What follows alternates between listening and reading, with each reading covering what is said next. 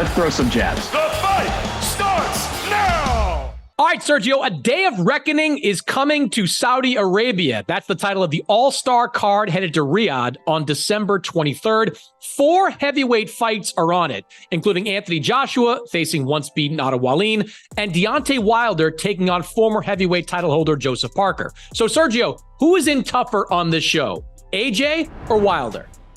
Man, I love the matchmaking on both. I mean, you got a former champion in Joseph Parker who can box, who's accustomed to being with big punchers.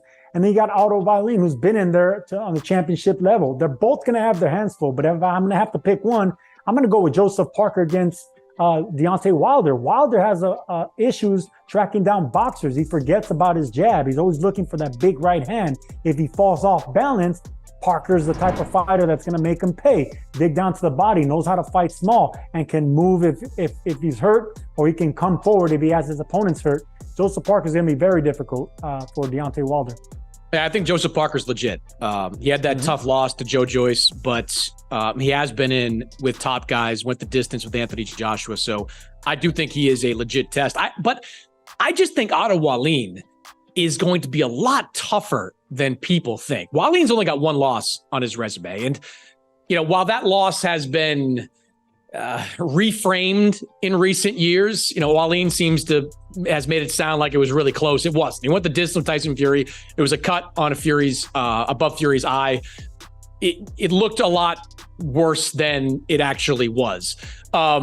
But he still only has one defeat, and he stayed active. This will be his third fight in 2023. He's been able to go out there and continue to get reasonable competitive fights. In his last fight, he beat up Murat Gassiev. Gassiev is best known for taking it almost all the way in the cruiserweight division. So that was a legitimate win for Wallin. Wallin's got some good size. He's got some good boxing skills. I think this is going to be a really tough test for AJ, who, really wasn't expecting this fight to come around. Remember, this card came together in a matter of days or weeks. Yeah, there had been some speculation about it, but it was late October that Tyson Fury was supposed to face Alexander Usyk on this card. So really, it's only been 2.5 weeks tops that we've been talking about Anthony Joshua getting back on December 23rd. I wonder what kind of shape he's going to be in. I wonder how prepared he's going to be for a fighter like Wallin. And for Wallin, this is it. This is the moment he has been waiting for since that Fury fight back in 2019. I think you're going to see the very best for him. And if AJ is not careful, there's a chance he could get outboxed by Wallin. And history proves that Anthony Joshua is not accustomed to late replacements. He doesn't like them. I mean, look at what happened with Andy Ruiz on the biggest night of his life. He got stopped with a late replacement. So that has a lot to do with it. The late replacement, you're not preparing for that style and that opponent. Activity, that's actually the bigger one, in my opinion. The fact that Wallin has been active, that's your competition, but still active. You're in there under the lights. You know what it's like getting hit. The cobwebs aren't there. So you're looking forward for that big opportunity, and he got one against one of the biggest names in heavyweight championship, in heavyweight boxing. Both of them are going to have their hands full, Mannix. That's why I love the matchmaking in this night in Riyadh, because it's going to be all the big names not facing each other, but all the big names getting tested. And then if they pass the test, I mean, this is a perfect, perfect opportunity for them to face each other next. So let's keep it on Anthony Joshua for a minute, because Joshua announced before this fight that he will be trained by Ben Davison. Ben Davison, we know, has done a fantastic job with some fighters, the head trainer for Lee Wood. He's done some good work in the past with Devin Haney, Tyson Fury. So he's a very good trainer. But this will be Anthony Joshua's 4th trainer in his last 5 fights. And even though this is being billed as a temporary split from Derek James, it is going to be a new voice working the camp for Anthony Joshua after AJ spent the last 2 fights working with Derek James. So I'll ask you this, how big a deal is that for AJ entering this fight, having another trainer change going into this matchup? It seems like we're always bringing up this question and this topic on this show with you. AJ training with Robert Garcia, AJ training with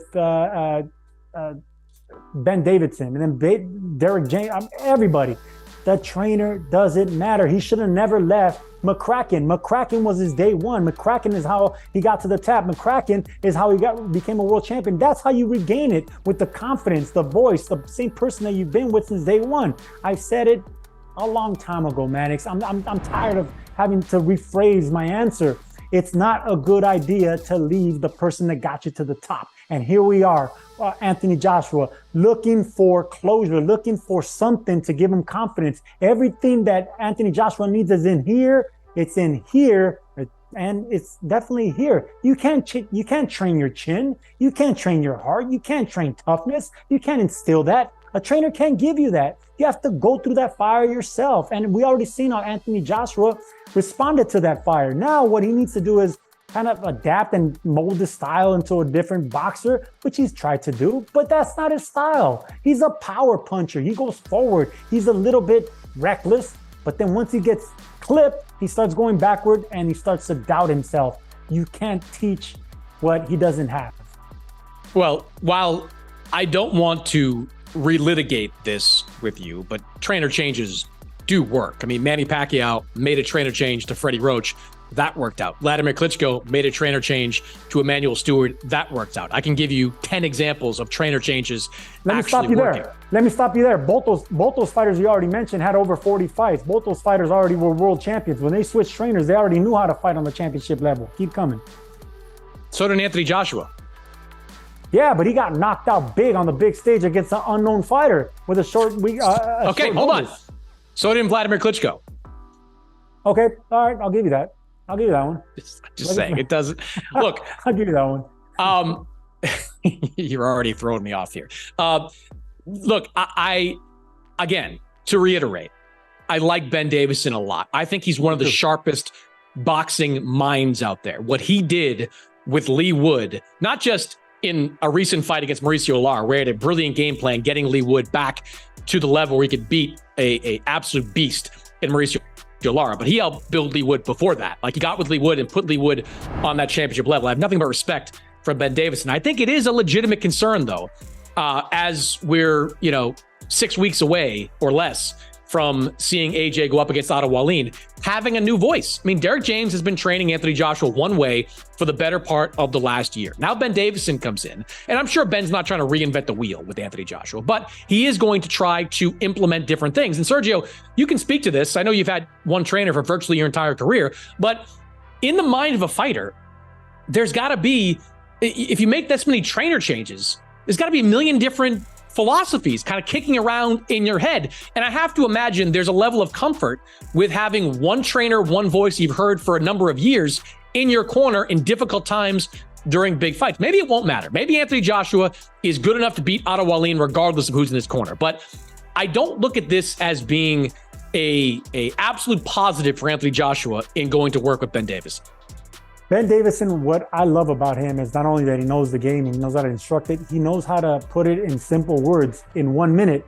He has 60 seconds every time a fighter goes into the corner, and he breaks it down perfectly, calmly, and he says the right things. I love Ben Davison, and he's an intellect, just like Anthony Joshua. So yeah, I think, verbally they're going to match. I think, will Anthony Joshua be able to put the words into action? That's the difficult part. Robert Garcia couldn't do it. McCracken did it, and he left him, and now he's going to another trainer. Derek James couldn't do it. No one can get inside the mind of a fighter. So yes, I actually been with my day one from the beginning, because every time he tells me something, even though he never was a professional fighter, Dean Campos never was a professional fighter, he was able I was able to feel comfortable every time he told me to do something. And it was up to me whether I was able to do it, whether I had the energy, the legs, whether I had it was the right timing. When he told me, 90% of the time I did it, 90% of the time it worked. And that's trust. You can't build trust bouncing from trainer to trainer. When the going gets tough, you're gonna not only doubt your trainer, you're gonna doubt yourself. And then once the doubt sets in, you're done. Next thing you know, the bell rang and you didn't look like you should have. All right, so also on this card is our old friend Jarrell Miller. He is back. He's going to face Daniel Dubois on this card. And Jarrell, not surprisingly, was very excited to be on this card in Saudi Arabia. He took some shots at Daniel Dubois at the press conference this week, but then he took aim at Anthony Joshua. Take a listen. Jarrell, I've just got one more for you because you have a kind of hostility with a number of heavyweights. I've seen recent things with Deontay Wilder. Of course, you were scheduled at one point to fight Anthony Joshua. Do you have anything to say to anyone else up here? Oh, they can all kiss my black Deontay and AJ. I don't like none of them motherfuckers. You know what I'm trying to say? But one thing I can tell you is that after I finish with Dubois, I definitely want Manuel Chark because he got that belt. Them dudes got losses, and there ain't nothing over there for them belts right now. But I tell you one thing, though. We all know for a fact that AJ don't want no smoke with Deontay. Shut the up. Even though... Start with me, you know. Even though... Yeah. Miller, don't start with me. Even though... You know, I come over there and slap you, and I see you brought your mum here again. I see you brought your mum here again because you need a rent paid. Boy, you're not built like that. But like I was saying, we all know that AJ don't want no smoke with Deontay. As much as I don't like Deontay, I know Deontay will put that motherfucker in the grave. So I'll make it easy for you. Either you can fight Deontay and go to the grave, or fight me and go to the hospital. Either way, you can get your ass whooped. So pick your poison. So let's stop all that talking. Take Eddie Hearn out your ass and pick somebody that really can fight. Either me or Deontay, one of us Americans whoop your ass. So stop running over your English muffin. You are not doing nothing. Listen, bro. You soften and baby. You are not doing nothing to me. Watch your mouth. You let my little cousin Miller, watch your mouth. You soften and baby. Watch your mouth. Come over. Stop running from me. Stop running from Deontay. Man, up and fight somebody with a heartbeat, bro. Shut up. Of course, Sergio, Anthony Joshua and Jarrell Miller were scheduled to face each other back in 2019. Jarrell Miller fell out of that fight after testing positive multiple times for multiple different banned substances. He has won 3 low-level fights in a row since returning to boxing in 2022. Sergio, he's got a big mouth and he knows how to sell a fight. If Jarrell Miller beats Daniel Dubois, can you see him in a big fight in 2024? Sadly, yes, Mannix, because that's what a big mouth gets you. A big mouth gets you a big purse on a big fight. That's just how entertainment is. That's how promotion is. He's a promoter's dream. Put a microphone in front of him. He does all the work. Now he does it in his own swagger, that East Coast New York bad boy type of way. And he's too witty, man. You can't compete with guys like that. You can't go word for word. Anthony Joshua, you saw him getting a little riled up this second time around. The first time around, he called him, he was the landlord and he kind of took the classy route. Now he's trying to play the tough guy, the bad boy, the mean guy against a legitimate, New York guy that's been doing that his whole life. I don't like that character change, but yeah. Big baby Miller, for as bad as he is outside the ring, and by bad I mean the decisions he's made. I mean, he's every PED in the book he failed, from EPO to HEH, but what it affected was his ATM, because all that money went out the window, Chris Mannix, and he's never going to get it again. I don't think he becomes a world champion. I don't think he deserves a world championship, and I just think he's going to get another big fight and lose that big fight because he has that mouth.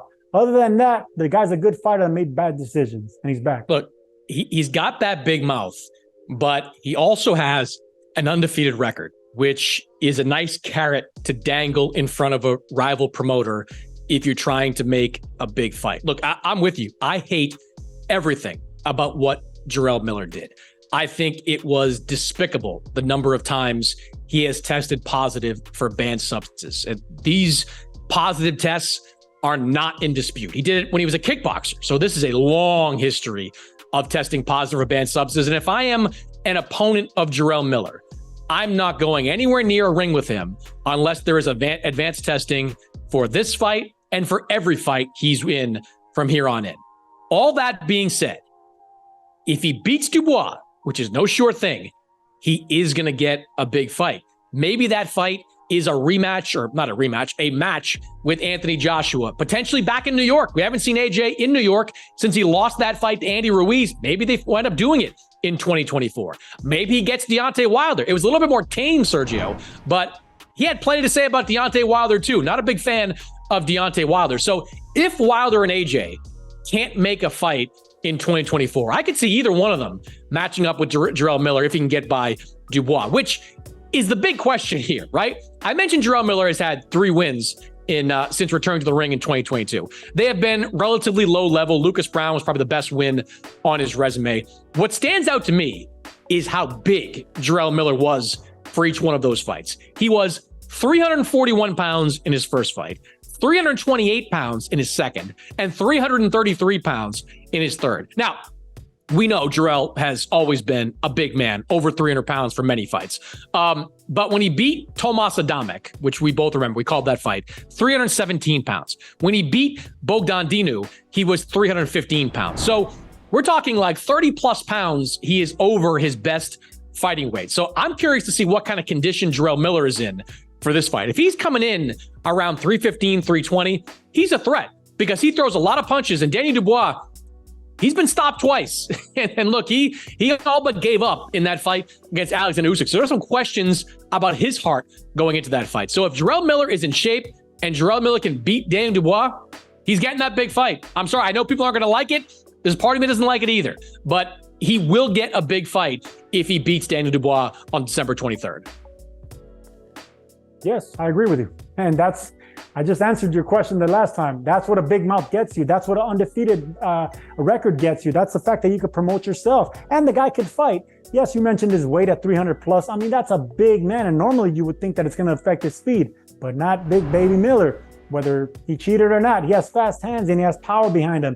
He's actually athletic with his feet as well. That kickboxing background doesn't really affect him. He's not too square. He's not too stiff. The guy's athletic. So he's athletic, he's powerful, he's fast, he's confident, and he could sell the fight. That's why he's here. And if he beats and knocks out Daniel Dubois, he's back to another big fight unless he gets popped again. And hopefully it's c'est la vie after this, because I don't want to see him or I don't want to hear his name anymore, because we have enough cheats in boxing, but does he deserve another chance?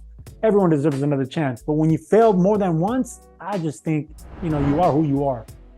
Right. And nobody understands the power of big mouth more than you. I don't got a big mouth. I got a big head and I'm witty. Big difference between wit and silliness.